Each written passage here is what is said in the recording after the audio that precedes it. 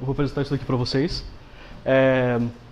Bom, primeiro, se alguém quiser entrar em contato comigo, o meu nome, separado por ponto, @gmail.com, renansamueldasilva@gmail.com. Eu também estou com esse nick aqui, eBaconListed. Bom, eu sou formado em Ciência da Computação aqui na UDESC. Me formei semestre passado. Eu comecei o mestrado em Computação Aplicada esse semestre aqui na UDESC também. Eu não tenho nenhuma formação em Biologia, então eventualmente pode sair alguma coisa errada na questão da Biologia. Bom, eu tenho um monte de foto do meu gato, aí eu não tenho Facebook, então eu coloquei elas no slide para alguém ver elas. Bom, o sumáriozinho, só para vocês terem uma ideia se está no fim ou não. Eu vou começar falando o que é bioinformática, depois eu vou falar sobre o dogma central da biologia. Basicamente, todas as áreas da bioinformática estão relacionadas a alguma parte desse dogma central. O nome é estranho porque dogma normalmente está ligado com religião, não sei por que tem esse nome, mas esse é o nome. E depois tem a parte principal da apresentação, que são as áreas da bioinformática. Então eu vou falar de algumas áreas, como que elas se relacionam com ciência da computação. Bom, o que é bioinformática? A bioinformática é a aplicação de métodos computacionais e analíticos para resolver problemas da biologia. Tá, beleza, mas desde quando precisa de informática para resolver o problema da biologia? O Darwin fez a origem das espécies e não existia nada próximo de um computador ainda. Bom, nos anos 90, um pouco antes, começou a se popularizar e ficar barato certos experimentos. E esses experimentos geravam muita informação.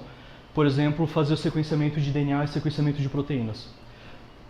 Mais ou menos entre o ano 2001 e 2003, foi o auge do projeto Genoma Humano, cujo objetivo era sequenciar todo o DNA, todo o genoma humano, né? Então, aqui no ano 2000, nesse banco de dados que é o GenBank, a gente tinha 8 milhões de entradas. Essas entradas aqui são sequências de uma cadeia de DNA, a descrição dela. E no Swissprot, que é o banco de dados de proteínas, a gente tinha 88 mil proteínas ali dentro. Cada proteína é codificada com uma sequência de letras, né? Depois eu vou explicar melhor como funciona. Desde 2000 até hoje, mais ou menos, a cada 15 meses dobrou essa quantidade. Então, quem faz computação sabe que isso é uma exponencial e que exponencial cresce muito rápido e é difícil de trabalhar. Eu olhei esse número hoje, tava tipo quase no... tem 1.000, milhão, bilhão, até ali tu sabe falar, né? Aí tem 4 trilhão que tu sabe mais ou menos e dali de cima tu não sabe mais, né? Então, ele estava na casa dos 4 trilhões de entradas, não são de a quantidade de informação, né? O DNA é uma sequência, então não são itens da sequência, é o número de sequências que existem. Então é muita informação, então a gente tem que ter um método eficiente de contabilizar isso. Contabilizar, processar, manipular. E aí que existe a necessidade da informática, né? A bioinformática vem de biologia e informática. Informática é o estudo da informação, né? E por isso que surgiu essa necessidade, porque a gente tem um volume muito grande de dados. E uma observação, esses dados são abertos. Então, quero fazer um data mining para ver se eu pegar meu nome e colocar numa codificação quaternária, né, para ter as quatro letras do DNA, quero ver quantas vezes meu nome aparece no DNA de alguém. Pode ir lá e fazer o dado aberto, pode baixar tudo, pesquisar. Claro que tem um problema de espaço, né, porque tem coisa pra caramba. Bom, essas daqui são as principais áreas da bioinformática. As que eu coloquei em negrito são as que eu vou falar hoje. Tá um pouquinho ruim aqui de ver o negrito, mas são essa primeira, essa e a penúltima ali. Então, as outras eu não vou nem mencionar o que é, para ficar um pouco mais breve. E essas 4 aqui eu vou entrar um pouco mais em detalhe, o que é e como funciona. Bom, vou começar falando vou entrar na parte da biologia, né? O que é o dogma central da biologia, vou falar de algumas outras coisas também. Bom, o dogma central da biologia é: o DNA tem informação suficiente para fazer autorreplicação, ou seja, o DNA ele é suficiente, não ele sozinho, mas ele tem informação para fazer uma cópia dele. Ele sozinho não faz, ele precisa de outros mecanismos. O DNA ele é transcrito para o RNA e o RNA ele é traduzido para proteínas. Bom, o que isso tudo quer dizer? Aqui eu tenho uma cadeia de DNA, depois eu vou explicar melhor como que funciona o DNA, mas daqui para cá eu tenho a transcrição, daqui para cá eu tenho a tradução. Então isso daqui é o DNA, é o nosso material genético. Uma fita dessas, eu tenho duas fitas, a informação redundante, a fita de baixo é complementar da de cima. Dali eu posso dividir essas duas fitas e dessa fita é feita uma cópia. Essa cópia é o RNA, tem vários tipos de RNA. Esse daqui em específico é chamado de RNA mensageiro. Essa cópia que está no RNA, ela é levada para fora do núcleo da célula. E ela vai estar dentro da célula ainda, mas não no núcleo. E ali fora é um pouquinho mais complicado, porque é um ambiente um pouco mais hostil. Então, essa fase aqui ajuda a manter o DNA intacto. E daqui para cá tem um processo de tradução, onde do RNA vai criar proteína. A proteína são basicamente mini robôs que estão dentro da gente. Quase tudo que é feito no metabolismo é feito por proteínas. Então a gente tem, por exemplo, a insulina, tem uma proteína diretamente associada com a insulina, que ela faz o que a insulina faz. Hemoglobina, eu tenho uma proteína que ela segura o oxigênio. Então, por exemplo, a pele, a estrutura da pele, eu tenho proteínas com função estrutural, que dá elasticidade, por exemplo, flexibilidade, enfim. Uma coisa interessante aí daqui é que o RNA e o DNA ele tem 4 letras. A cada 3 letras eu tenho um aminoácido associado. Então, pegando de 3 em 3 aqui, eu consigo montar a proteína. Então vai ter uma proteína que ela vai passar e outra proteína vai trazer os pedacinhos e elas vão montar mais proteínas. É um negócio bem legal. Enfim, mas esse daqui é o dogma central da biologia. Do DNA eu saio para o RNA, do RNA eu saio para a proteína. E a proteína é a expressão da informação que está no DNA. E a proteína, todas essas etapas são feitas por proteínas também, é um negócio bem maluco. Tem uns videozinhos no YouTube, se vocês procurarem, que mostram umas animações razoavelmente precisas de como funciona dentro da célula. Bom, aqui eu tenho uma tabela com trios de letras. Essas letras são as letras que tem no RNA. Então, se eu vim, aqui, por exemplo, aqui, eu tenho A, U, G. Se eu olhar aqui, eu tenho A, U, G aqui embaixo, que é a metionina.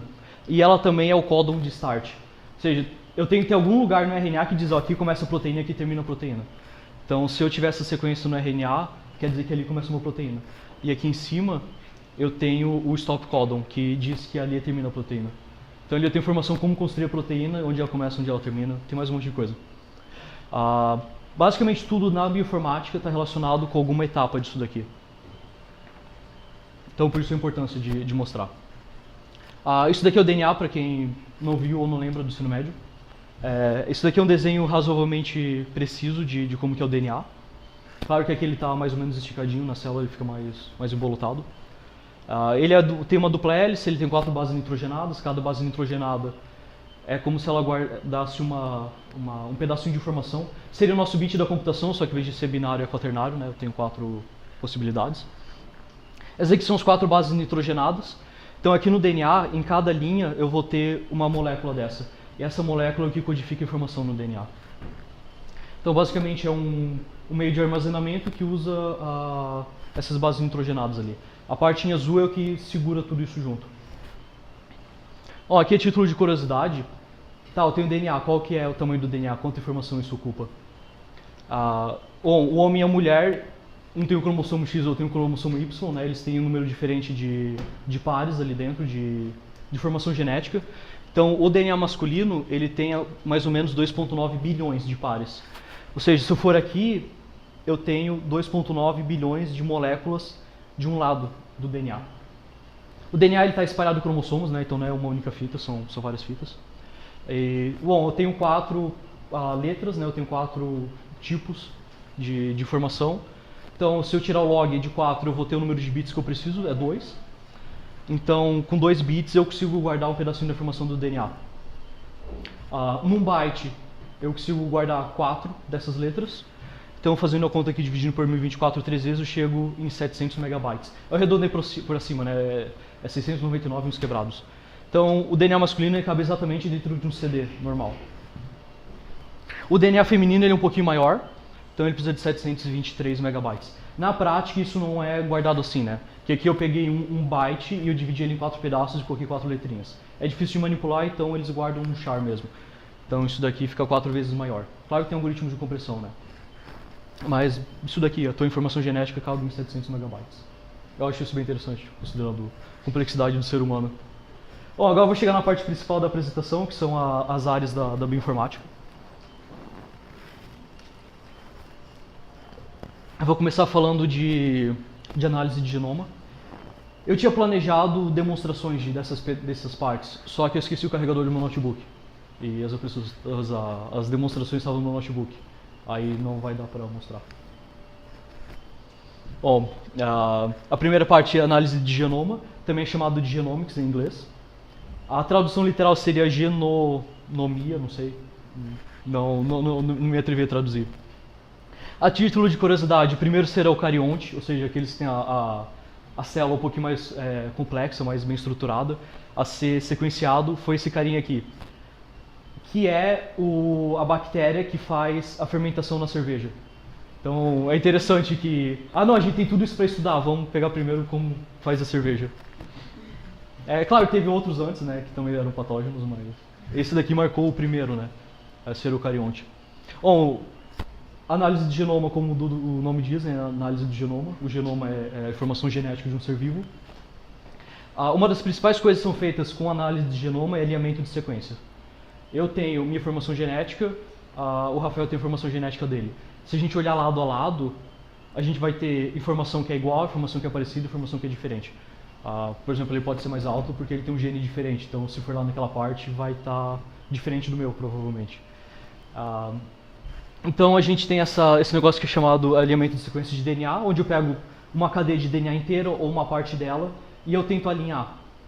Isso é mais difícil do que parece, porque aqui eu tenho duas sequências de DNA, uma delas é um pouquinho maior, né, que cada letra representa uma base nitrogenada, e eu quero alinhar elas. Então, se eu olhar aqui no começo, penso, o T não encaixa com A, mas o A encaixa com G, o G encaixa com G, o C encaixa com C aqui, mas tem um G sobrando. Então é um pouquinho difícil, né? Aqui em azul escuro eu tenho o que encaixa, né? Onde está ali onde tem um dash, a informação que estaria faltando de acordo com esse alinhamento. E tem um pouco sobrando no início e no final, né? Então eu tenho esse alinhamento. Se eu alinhar duas sequências, eu consigo ver se eles têm o mesmo gene, por exemplo. Então, a partir desse alinhamento, eu consigo tentar identificar partes do DNA. Existem alguns algoritmos para fazer isso. O primeiro é o Needleman-Wunsch algorithm. Ele é um algoritmo de programação dinâmica, né? Quem participou da maratona, ou já teve aula com o Cláudio, conhece muito bem o que é programação dinâmica. Existe essa ferramenta aqui, Blash, que é usada até hoje, que ela implementa esse algoritmo com uma certa variação, e ele faz esse alinhamento. Existe esse algoritmo aqui que é um pouco mais sofisticado. Existe alinhamento de múltiplas sequências, aqui eu alinhei só dois. Se colocar mais uma sequência fica mais complicado, é um problema muito mais difícil. E ele é um problema NP difícil, esse alinhamento. Então, isso daqui funciona bem, esse algoritmo. Normalmente se usa uma solução heurística em cima do DP para acelerar o processo. É um lugar que, depois vou mostrar mais pra frente como dá para aplicar uma colônia de formigas ali em cima. O alinhamento dá para modelar como um grafo, então um grafo, quem trabalha com o inspirado sabe que pede para jogar um aceole em cima, né? Aqui eu tenho uma outra sequência um pouquinho menor, e aqui eu tenho 3 alinhamentos possíveis. Então qual deles é o melhor? Isso é o que fica em aberto, porque eu tenho várias operações que eu posso fazer. Eu posso ver se tem um match, ou seja, aqui eu tenho um A que casa com A, aqui eu tenho um T que não casa com um G. Então eu tenho um mismatch, um não casamento. E eu posso ter um gap, né? Aqui tem um a menos, então vai ter que ter um gap em algum lugar. Então, por exemplo, aqui eu posso definir como tendo um gap. Se eu contar o número de mismatches e gaps e penalizar eles, esses dois seriam os ótimos, porque ele tem menos mismatches e menos gaps. Na verdade ele tem mais gaps, só que o casamento aqui, o match, ele anula. Se eu pegar essas duas sequências e colocá-las numa matriz, não é a mesma sequência aqui porque eu peguei outra imagem, mas aqui eu tenho GATTC e aqui eu tenho uma outra sequência, eu quero alinhar elas. Então quando dá um match eu posso colocar 1. Quando dá um mismatch ou um gap, eu coloco -1 e ando numa direção, de acordo. Aqui eu estou dando uma visão bem superficial porque eu imagino que ninguém vai sair daqui rodando isso. Mas a ideia é, eu tenho esse grafo, e de acordo com a direção que eu ando, eu tenho informação se deu um match, um mismatch ou se tem um gap. E eu posso penalizar. E o caminho ótimo, o caminho com maior custo, seria o alinhamento ótimo. Então, como aqui eu tenho M, aqui eu tenho N, o número de possibilidades é M vezes N. E essa aqui é a solução de programação dinâmica. Eu acho bem interessante essa parte que tem. Eu trouxe alguns livros aqui, esqueci de falar antes. Se alguém quiser dar uma olhada neles durante a apresentação, no final, tá aqui, pode folhear. Só cuida que os livros não é meu, é de um professor. Ele é brabo. É uma brincadeira, não é brabo. Bom.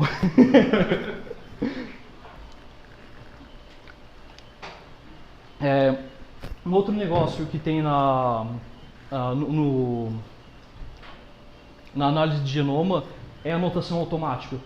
Porque não adianta de nada o teu DNA se eu não sei onde começa e onde termina um gene, se esse gene faz alguma coisa ou se não faz, se é informação útil, se é inútil. Então eu posso ir lá e anotar, só que anotar dá trabalho, porque eu tenho muita coisa para anotar. Então existe uma área de análise de genoma que chama anotação automática de sequência.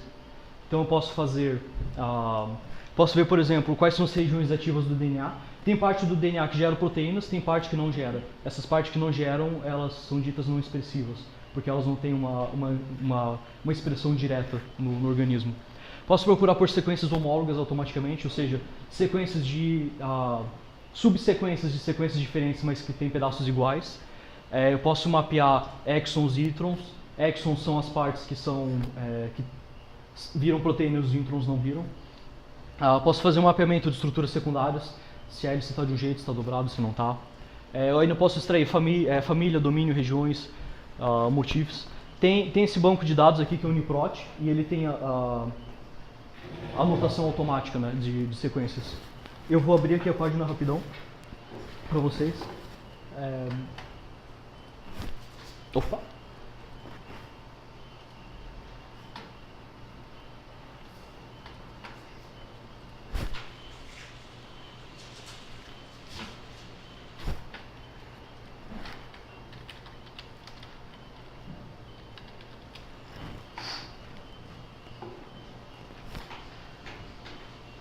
Então esse daqui é o UniProt. Aqui em cima eu posso procurar por alguma sequência.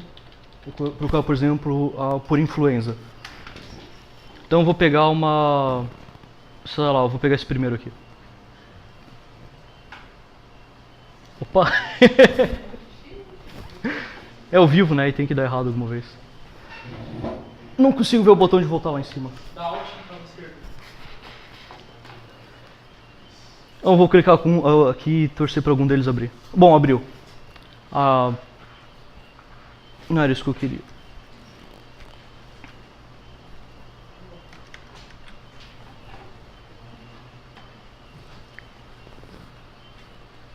Era isso daqui.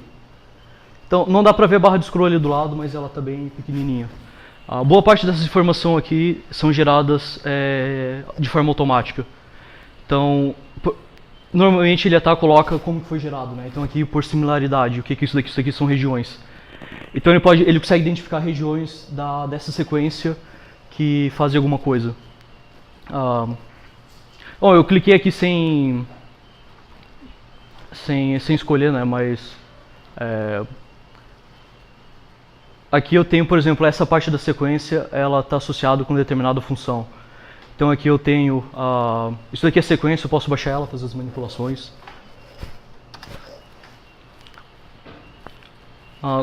Todas as sequências de proteínas que estão acesso público estão disponíveis nesse site.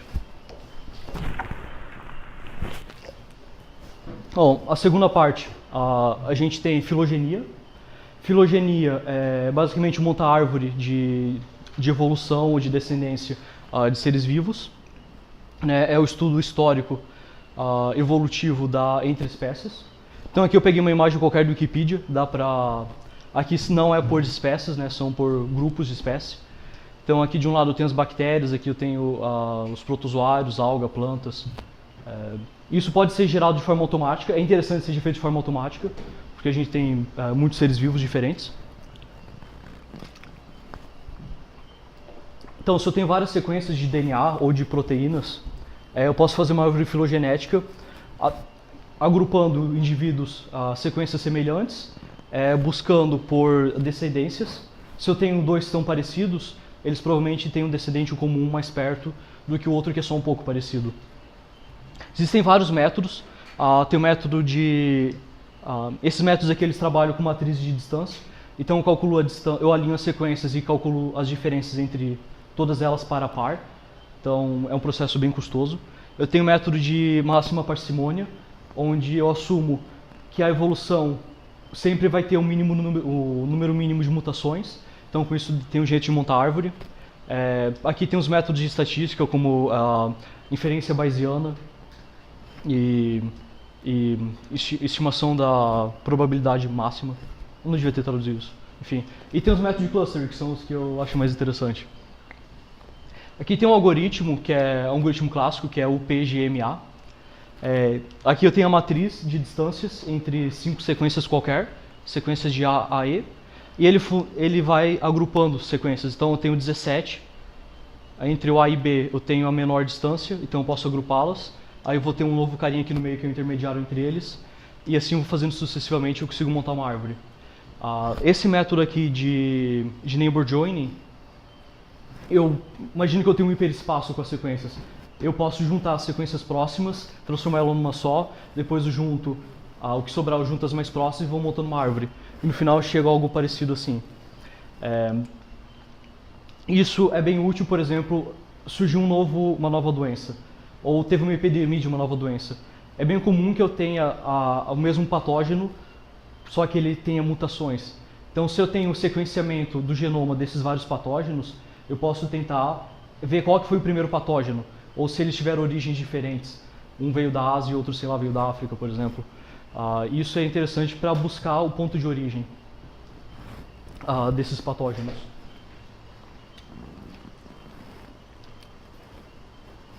O terceiro é mineração de texto. Isso daqui não é exato, ele não tem tanta parte de bio, é mais a parte de informática, mas ele é bem utilizado na área da bioinformática, nas áreas médicas, que é uma das áreas que mais publicam, por sinal. Então, ele acaba sendo uma interseção entre bioinformática, medicina, inteligência artificial, processamento de linguagem natural. Então aqui eu tenho de novo a anotação automática de sequências, só que aqui eu vou ter um programa que ele lê um artigo, ele tira as informações do artigo e já monta a sequência anotada para mim. Então é um problema bem complexo de tratar, eu estou lidando com um texto que foi escrito por um ser humano, então eu tenho um valor semântico no texto ali que o programa tem que ser capaz de inferir. Isso daqui, só essa parte aqui de processamento de linguagem natural já é um assunto super complexo e eu estou misturando com outros assuntos super complexos. O que ele é bem utilizado na atualidade é a extração de termos. Eu tenho, por exemplo, white papers de laboratórios. Eles podem ter termos próprios de um laboratório ou de um grupo de laboratórios. Então, com a mineração de texto, eu posso automaticamente identificar termos que são únicos de alguns laboratórios e depois tentar descobrir, o que o cara está falando isso é aquele termo que usa lá em outro lugar. Tem relações entre termos também, que é isso que eu acabei de falar. Relationship Discovery é mais interessante ainda porque eu já saio de termos e entro em conceitos. Tem um caso que eu ia mostrar no meu notebook, mas não vai dar, que descobriram uma relação entre quantidade de magnésio no corpo e enxaqueca. Isso foi descoberto com um algoritmo de mineração de dados. Ele basicamente pegou um monte de artigo sobre enxaqueca e ele viu que tinham coisas que apareciam e que podia ter alguma relação. Então ele deu, tem essas informações aqui, parece estar correlatas. Aí foi estudado e em alguns casos tem essa correlação. Então é uma parte bem interessante. E um ser humano ele pode ler todos aqueles artigos e talvez ele não lembre ou não associe isso.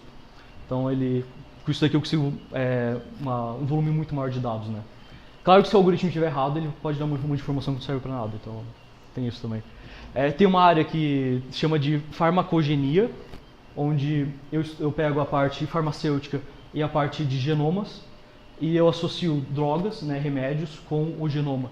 Então pode ter drogas que funcionam melhor se tu tem determinado gene ativo ou inativo e esse tipo de coisa. Então com isso eu posso ver efeitos de drogas, se drogas têm efeitos colaterais, por que teve efeito colateral, que gene ativou efeito colateral ou alergia. E isso é bem interessante para acelerar o desenvolvimento de remédios.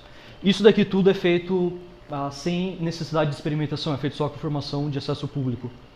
Então ela dá um speed up bem grande no design de drogas ou no teste, na validação. Tem a classificação de documentos. Esse daqui provavelmente é o que está mais fora, onde eu quero ver esse documento, ele me dá uma proteína. Esse daqui ele faz o sequenciamento da proteína, esse daqui diz que regiões da proteína são ativas. Então ele vai classificar e provavelmente só para arquivar ou para filtrar para algum ser humano extrair a informação dali de cima depois. Tem a parte de sumarização, que é um negócio bem interessante, o Rafael é encantado com isso. De vez em quando ele fala de um bot do Reddit. Qual que é a ideia da coisa? Eu passo um documento para algum mecanismo, normalmente é uma rede neural, e essa rede ela vai ler o texto, ler entre aspas, né? É um programa, né? Então ele não necessariamente lê, ele processa os dados que estão ali dentro, ele sumariza. Ele fala, o artigo fala de tal coisa, ele descobriu isso e concluiu isso. É um exemplo de sumário. E pode ser feito de forma automática. O que o Rafael ele comentou para mim é um bot no Reddit que ele faz resumo de notícias. Então é um pouco parecido, a aplicação dentro provavelmente é mais diferente. E tem a parte de concorrência de keywords. Né? Papers tem keywords, essas keywords elas podem estar correlatas ou não. E com a correlação de keywords eu posso descobrir, os caras que pesquisam isso também pesquisam aquilo. Ou do nada apareceu uma trend de quem está trabalhando com um determinado tipo de proteína também está trabalhando com patógeno, vou ver por que está acontecendo isso. Será que eu não estou ficando para trás na pesquisa? Então, esse tipo de coisa é mais mineração de metadados do que de dados em si, mas é algo que se usa bastante na bioinformática. O último termo que eu vou falar, última área, é a bioinformática estrutural. Tem uma carinha feliz porque é a área que eu trabalho, então eu gosto de falar disso. A bioinformática estrutural, ela trata do estudo, análise e predição de estruturas, né, daí o nome estrutural. Normalmente é DNA, RNA e proteínas, são as que se trabalham mais. O que eu trabalho é com predição de estruturas de proteínas, então eu trabalho com uma sub-área de uma sub-área da bioinformática. Tem muita coisa ali dentro, né? Eu vou falar sobre 3 específicos, que é a predição de estrutura secundária, a predição de estrutura terciária e a clusterização de decoys. Mas tem muita coisa aqui interessante ainda. Por exemplo, predição de função. Eu tenho uma proteína, eu quero saber o que ela faz. Eu preciso de experimentos de laboratório, que são caros de fazer, demora, eu preciso de equipamento. Eu posso tentar treinar uma rede neural baseado nos experimentos que já determinaram o que uma determinada proteína faz. E usando machine learning eu posso treinar uma máquina para tentar inferir o que uma proteína vai fazer. Então, é claro que isso não tem um valor médico real, porque o cara não vai, essa proteína cura o câncer, então ele não vai ser lá aplicando nas pessoas, né? Mas dá um indicativo, então se ela falar tem 0% de chance, pode pensar, acho que vou tentar outra coisa. Agora se não, 99% de confidência, tu já pode investir um pouco mais nessa pesquisa. Medidas de semelhança também não é uma área de pesquisa tão grande, mas é um problema que a gente tem com proteínas. Que eu tenho a sequência de proteínas, só que elas podem ter estruturas diferentes. Eu quero medir a diferença entre a estrutura. Então a gente tem várias medidas de diferença, cada uma mede um tipo diferente de diferença. E no final a gente vai usar e às vezes qual que eu uso. Então de vez em quando sai uma medida de semelhança nova. Existe uma competição bianual que é o CASP, onde eu submeto um programa que faz a predição de estrutura de proteínas e eles colocam algumas coisas lá que são inéditas e proteínas que ainda não têm estrutura conhecida, né, não ao público, e eles avaliam qual teve a melhor predição. E lá de vez em quando eles colocam uma nova medida de semelhança, porque tem uma nova classe de proteínas que eles colocaram na competição.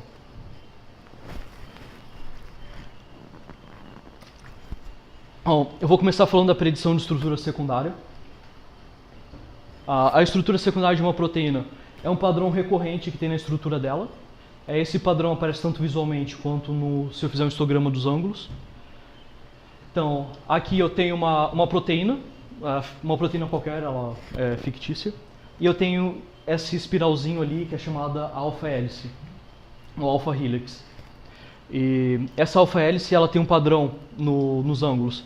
Aqui em cima tem a representação dos átomos de um pedacinho de uma proteína, e aqui eu tenho 2 ângulos, que é o ângulo φ e ψ. Se eu fizer um histograma de uma alfa-hélice, eu vou chegar num histograma parecido com isso daqui. Então dá pra ver que os ângulos são agrupados numa região bem pequena. Enquanto que se eu pegar essa região aqui, onde tem essa curva, o histograma parece mais com isso.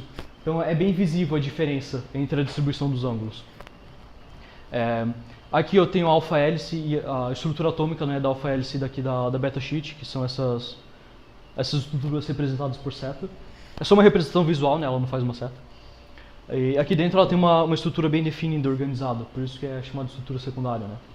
E tem uma área, ela não está 100% resolvida, mas a gente tem algoritmos que são bons o suficiente para serem utilizados na prática, que eles fazem a predição disso daqui.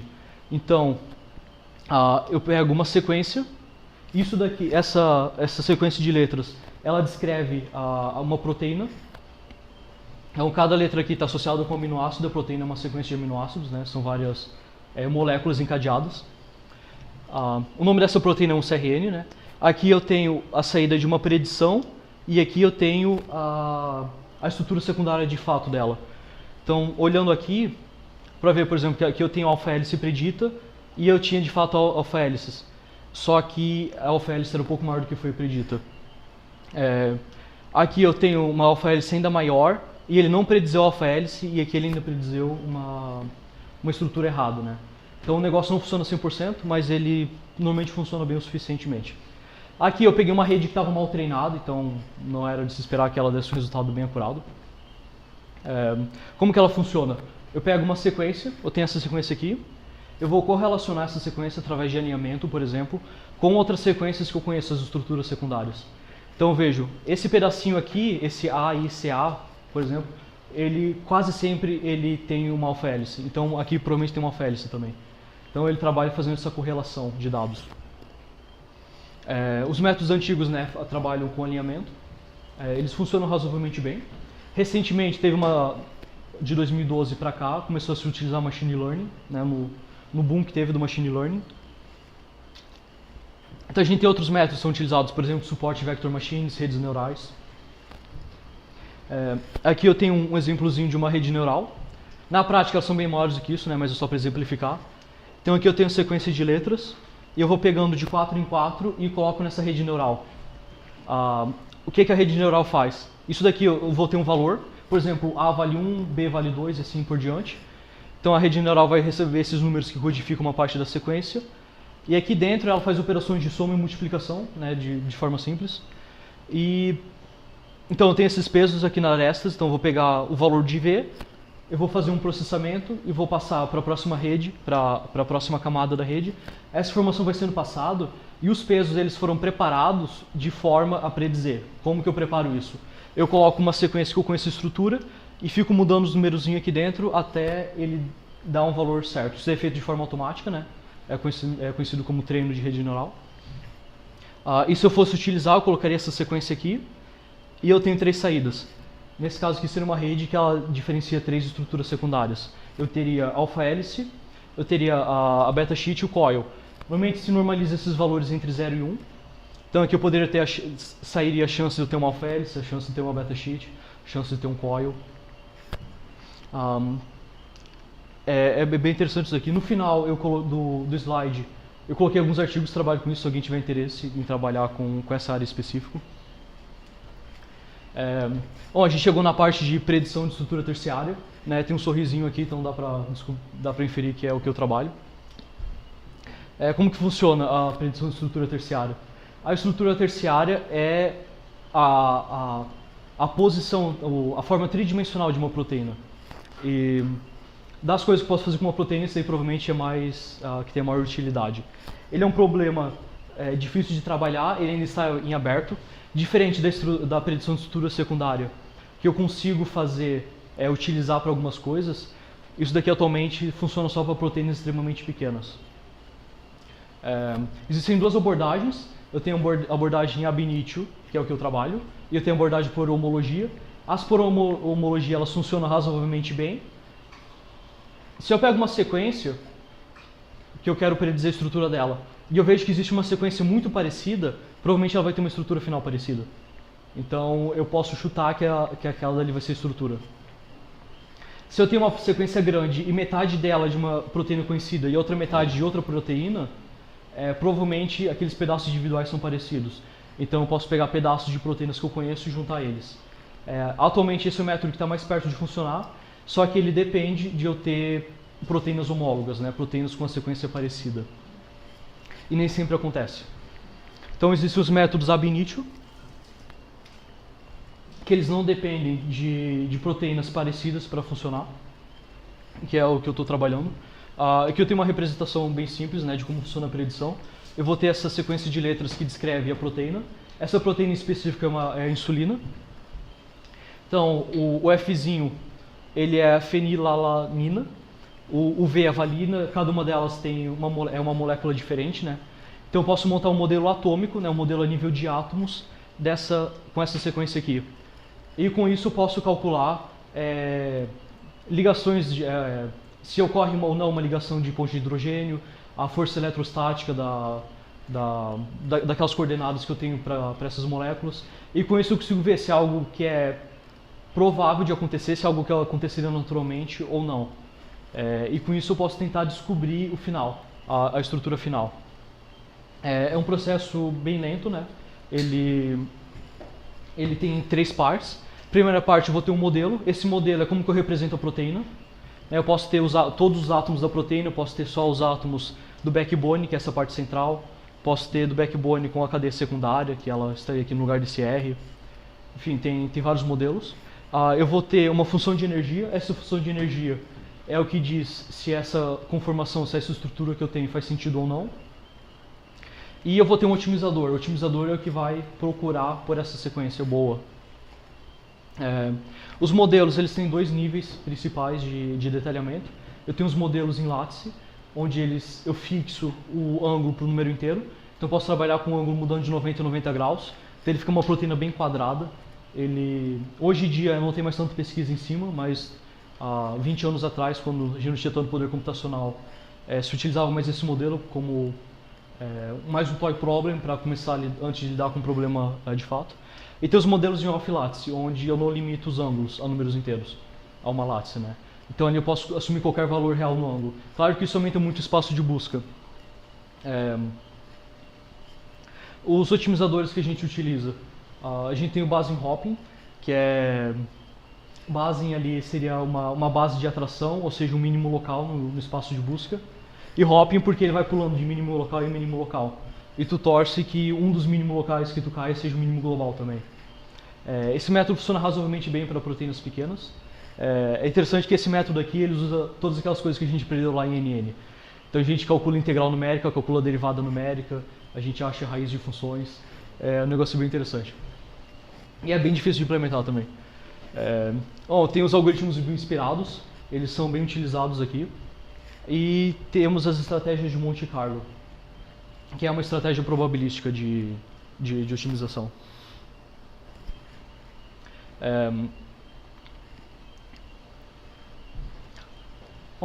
As funções de energia, elas trabalham com vários termos, né?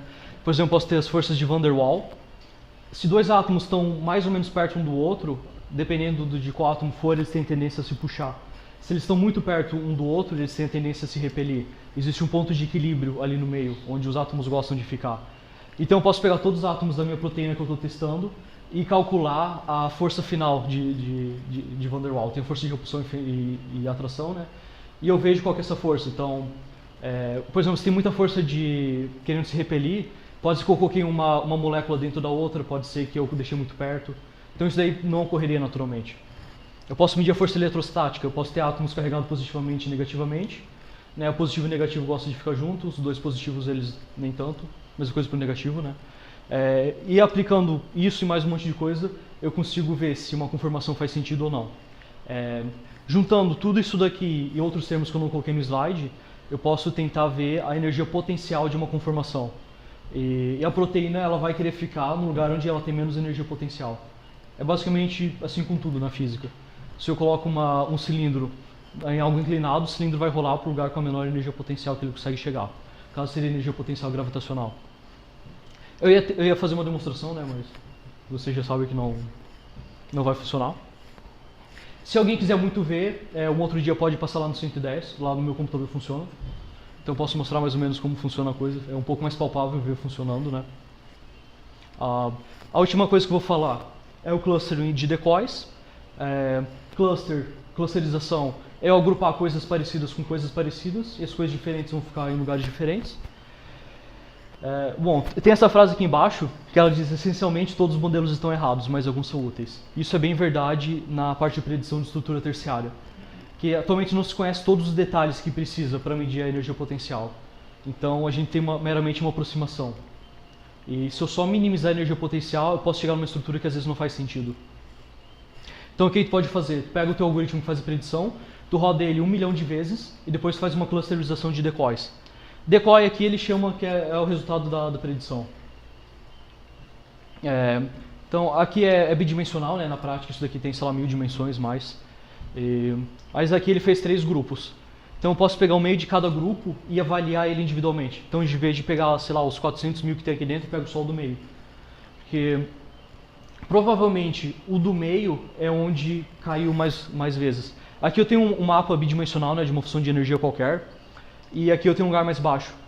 Então imagina que quando eu clusterizar, é provável que as proteínas elas tenham terminado aqui embaixo. Então a maioria vai estar aqui e algumas vão estar aqui. Como aqui tem mais, eu tenho uma esperança maior de que aqui seja a conformação nativa. Então fazendo essa clusterização eu consigo fazer um refinamento. Eu tiro tudo que é redundante, que é parecido e pego só o principal. Isso daqui é bem lento, tem pesquisas ali em cima. Clusterização por si só ela não é necessariamente difícil. Depende muito da representação do conhecimento, né, do que tu quer clusterizar. Nesse caso aqui eu posso trabalhar só com coordenadas. Então é um dado um pouco mais simples, é um dado numérico. Mas eu tenho um volume muito grande de informação. Então, se eu quero rodar 10 bilhões, se eu tenho um cluster, ele pode gerar muita informação. Então, aqui os métodos não são tanto para precisão, mas para velocidade. Tem bastante coisa sendo desenvolvida aqui em cima. Bom, e outras coisas. Tem várias coisas que eu não falei nesse slide, né? Ele foi bem superficial. Eu posso trabalhar com banco de dados especializados para algum tipo de informação. Eu posso ter algoritmos específicos para comprimir, por exemplo, proteínas, ou posso ter um algoritmo de compressão só para DNA. Existe uma linguagem própria para descrever DNA, uma linguagem descritiva, né? Computação de alta performance tem muito aqui dentro. Então tem gente que trabalha com CUDA, tem gente que trabalha com programação distribuída e paralela, tem um monte de coisa. Eu trabalho com um pouquinho disso daqui, não é o foco do trabalho, mas eu acabo utilizando. Bom, e tem mais um monte de coisa, né? Isso daqui é só uma mini pincelada. Outras coisas. É que essas coisas são diferentes dessas coisas aqui. Bom, se eu fazer alinhamento de múltiplas sequências, eu posso identificar genes que são parecidos ou iguais. E eu posso correlacionar isso com sintomas ou doenças ou alguma coisa que as pessoas têm, que eu tirei essa sequência, obviamente. E com isso posso tentar ver, esse gene é responsável, por exemplo, ele aumentou falei errado. Esse gene, as pessoas que tinham esse gene, elas tinham mais essa característica do que as pessoas que não tinham. Então eu posso fazer um teste estatístico para ver qual a chance de estar correlacionado ou não. Então com isso posso mapear genes para, por exemplo, para ver qual gene tem olho azul. É um dos jeitos de fazer, existem outros jeitos que são mais precisos, né? Mas isso daqui é um jeito de correlacionar a sequência de DNA com características. Isso daqui dos patógenos eu já falei, né? Que eu posso fazer filogenia de patógenos para ver de onde eles surgiram. A predição de estrutura terciária de proteínas. Eu posso usar ela para fazer drogas inteligentes. Como a partir de uma sequência eu consigo montar a proteína, eu consigo fazer o caminho inverso também. Eu posso ver, eu quero uma proteína que interaja com tal outra proteína. E essa proteína, por exemplo, é uma proteína que é produzida por um determinado tipo de câncer. Então eu posso tentar projetar uma proteína e usar a predição para criar essa proteína. Atualmente isso não funciona, a gente está um pouco longe disso, mas é uma potencial aplicação, talvez daqui a 20 anos, quando os métodos estiverem melhores. Bom, considerações finais, bioinformática é legal, é muito legal. Eu estou gostando bastante de trabalhar porque eu passei aqui 4 anos e meio ou mais na UDESC, na graduação. Aí eu estudei cálculo, estudei álgebra, estudei cálculo 2, álgebra 2, análise numérica e mais um monte de coisa. E aqui dentro eu consigo utilizar muitas dessas áreas. Então, meio que todas aquelas pontinhas que estavam soltas durante a graduação, eu juntei e estou usando tudo em bioinformática. E é muito legal trabalhar com isso. É uma área bem multidisciplinar, então às vezes você vai ver o artigo foi um matemático que escreveu, mas ele está trabalhando com bioinformática, às vezes foi um médico, então tu acaba tendo contato com mais áreas. E tem um lugar garantido ali dentro para computeiros, né? Existem problemas que eles são exclusivamente computacionais, existem problemas que têm interação com a parte biológica também. Existem vários problemas em aberto, então tu não vai entrar numa área assim que já está tudo mastigado, já pegaram as coisas fáceis de fazer. que tem muita coisa nova para trabalhar, tem coisa nova sendo desenvolvida. E, bom, se tu tem interesse nessa área, pode vir falar comigo, agora, depois. Eu praticamente moro na sala F110, então de manhã eu tô lá quase sempre, e sexta eu não venho, mas de segunda a quinta eu moro lá. Quando abrir a porta é a primeira sala, então tu abriu já vai dar de cara comigo. E... Abre a porta e dá de cara com a tua cara. Basicamente, tu abre assim, eu já tô ali na frente. Pode procurar também o professor Parpinelli, ele é um orientador no mestrado e ele trabalha com uma parte disso. Ele não, os alunos dele, né? Pode ir lá falar com ele, ou se tiver medo de falar com ele, pode falar comigo antes. Eu posso servir de laranja ali.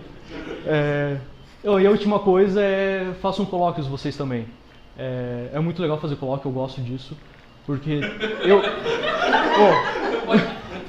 O quê? Não. Esse dia eu tava brincando que eu vivia fazendo colóquio, né?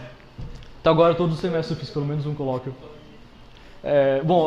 Eu acho legal fazer colóquio porque eu conheço uma área e nessa área específica eu não conheço ninguém na UDESC que trabalha com isso.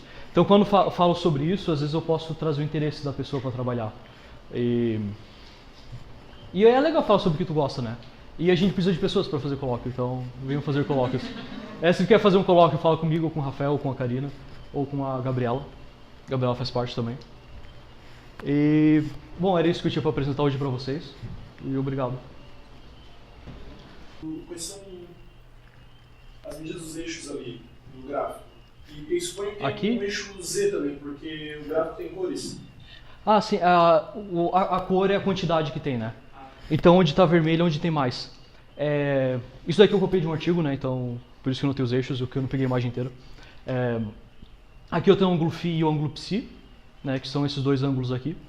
Então, que aqui eu conto, eu tenho, sei lá, em 16 lugares ela tem um ângulo entre menos 50 e menos 60. Aí eu coloco uma cor. Em um lugar eu tenho com ângulo 0, por exemplo, então eu vou pintando de acordo. É mais ou menos essa ideia da coisa. Tem um site que é o PDB. Qual que é aquela proteína ali que estava lá na predição que eu mostrei antes? Então, aqui eu tenho isso daqui é uma proteína, né? É proteína de alguma planta, não lembro agora o que é. E aqui dá pra ver melhor, né, as estruturas. Então, se eu ver a hélice aqui a hélice está bem definida. Se eu pintar aqui por uma estrutura secundária, dá pra ver melhor, né, com as cores. Aqui eu tenho a beta-X. Então os ângulos aqui dentro, eles vão ter ângulos bem parecidos, que de cabeça é menos 47, menos 57, se não me engano. Mais concentrado nesses locais do programa. Vermelhinhos. Que é mais ou menos aqui assim. 47, tá. Aqui tá 45, um pouquinho depois. Mais perguntas? Se alguém quiser olhar os livros também. Esse daqui não é legal, mas esse aqui é... Esse daqui é bem chato, por sinal. Não é legal? É que eu tinha 3 e ia deixando de fora, né? Ele ia ficar sozinho. Aí eu trouxe os outros também. E esse daqui é o único meu, né? O livro que eu comprei é o livro chato. Esses livros estão disponíveis na biblioteca?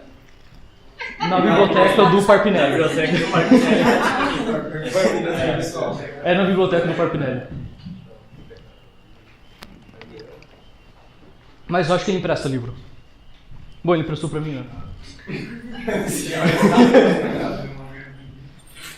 que fazer o TCC com ele para emprestar? Tem que fazer o TCC com ele para emprestar? Talvez tenha. Bom, eu não fiz com ele. Então eu acho que não tem, não. Mas você está fazendo mestrado,